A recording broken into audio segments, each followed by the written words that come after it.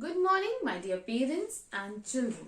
I hope you all are fine and you have seen the previous two videos which I have sent you yesterday and day before yesterday of English language and literature, and you have understood both the topics very nicely. Now, moving forward to the today's class, today we are having our social studies class.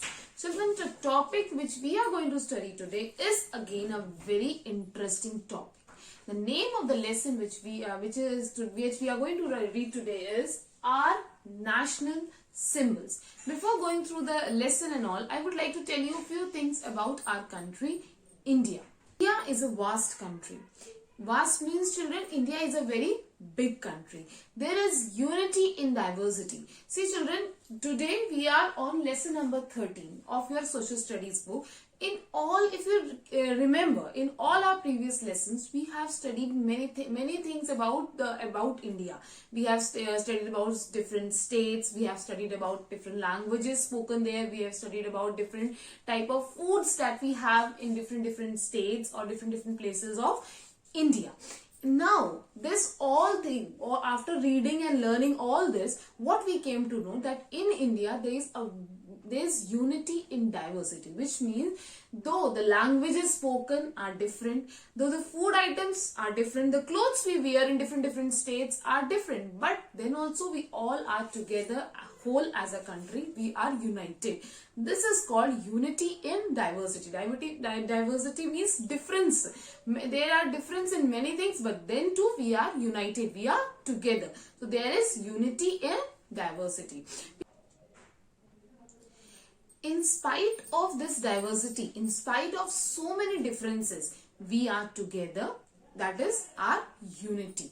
Okay, see children, India is a secular country. Secular means it is not committed or not belonging to a single religion. So many religions are followed in our country, India. People around us, in our schools also, some are Christians, some are Muslims, some are Hindu, some are following Punjabi religion. Many religions are there, but there are no such boundaries that this particular religion people are going to come here. Everywhere, everybody is equally treated and equally welcome. It is in our Constitution of India provides equal status to all the countrymen. Despite of so many differences in our religion, our languages, our way of talking, our way of dressing, our way of eating, then too the Constitution says that everybody is equal in the eyes of law. All of us are treated equally. Okay, so that is why we can proudly say India is a secular country and we have unity in diversity. See children, right now we are living in an independent country. We are breathing in an independent country, but the situation was not so easy previously. If you remember, in your previous chapters, we have read about our great leaders. If you have read them properly, you must be knowing that how hard they work to make our country free from the British rule.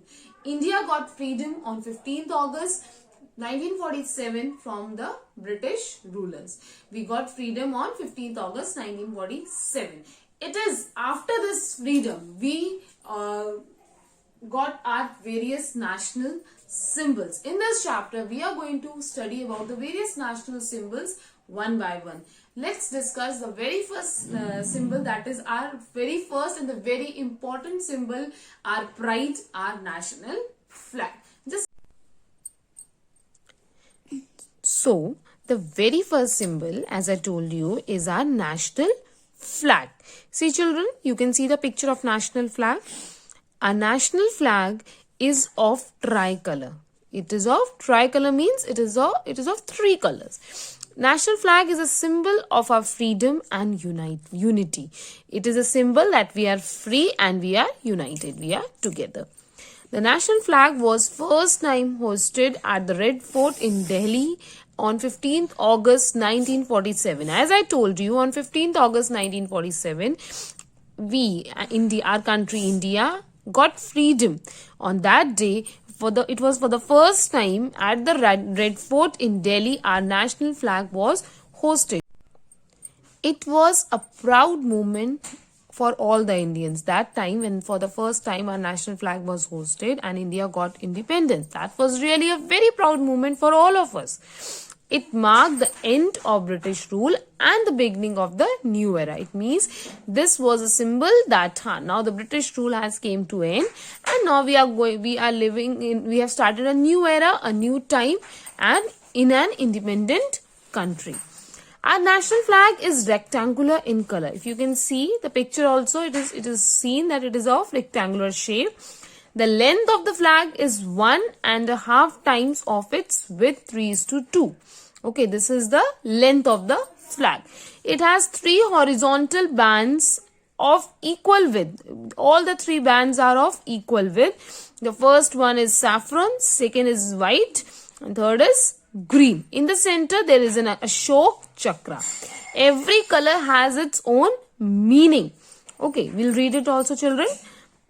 As I told you, the top band is saffron in color, the bottom band is green in color, the middle is white, and Ashok Chakra in the center. This Ashok Chakra has 24 spokes in it, means 24 small lines are there. The wheel has been designed on the pattern of Dharm Chakra on the Ashoka pillar at Sarnath near Varanasi. From this, the pillar, this chakra has been, the design of chakra has been taken. It is navy blue wheel. 3 colors have special meanings. Let's see the meanings also. Saffron color is a symbol of courage and sacrifice. It is a color which represents courage and sacrifice. Sacrifice means what sacrifices our great leaders have done for us, and what was their courage that they were able to give all these sacrifices. Then white color stands for purity and truth that we Indians have, and green color stands for prosperity.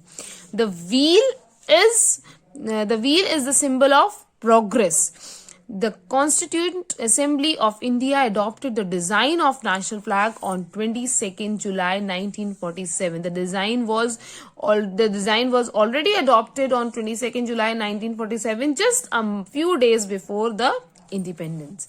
We must respect the national flag. A damaged flag should not be hoisted, and the saffron band must always be at the top. Whenever the flag is being hoisted, these are the guidelines, these are the things which everybody should remember, that damage, where if the flag is cut or some damage is there in that, it should not be hoisted, and saffron band should always be at the top. Now, moving on to the next one, that is your national anthem. Every independent nation has a national anthem. See, if you remember, children, that on every Saturday in our school we used to sing national anthem. That our national anthem is Jan Gan Man Adhinayak Jai. This is your national anthem. Along with this video, I'll send you a video of national anthem also. Listen to it and learn it. Okay. It is a symbol of national unity. Every country has its own national anthem. Every independent nation has a national anthem. It is a symbol that we are united, because it's a common song sung by all the people of the country, despite of whichever religion you belong.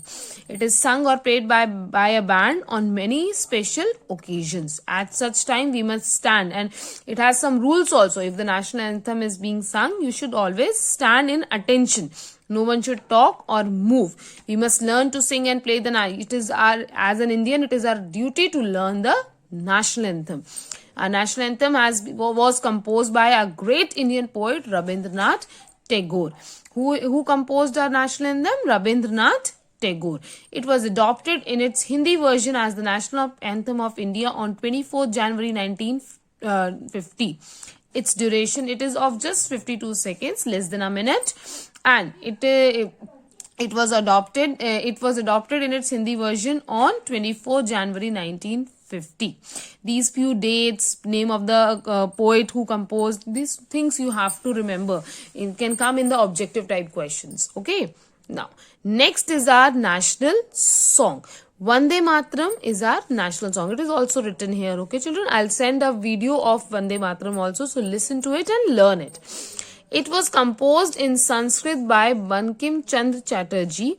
It was an inspirational source to the people in their struggle for freedom. When our great leaders were struggling for the freedom, that time only this song was sung, and this song they gave them a power to fight with the Britishers, so that they, as soon as possible, they can get our country free. It was first sung by Rabindranath Tagore at the 12th session of the Indian National Congress in 1896. As I told you, few dates, few names you have to remember. Okay. Now, moving on to the national emblem.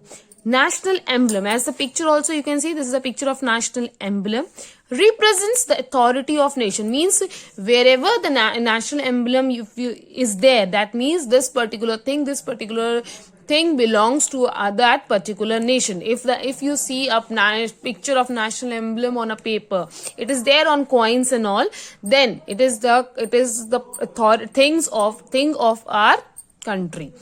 The national emblem of a country has been taken again from the Ashoka pillar at Sarnath. It shows 3 lions.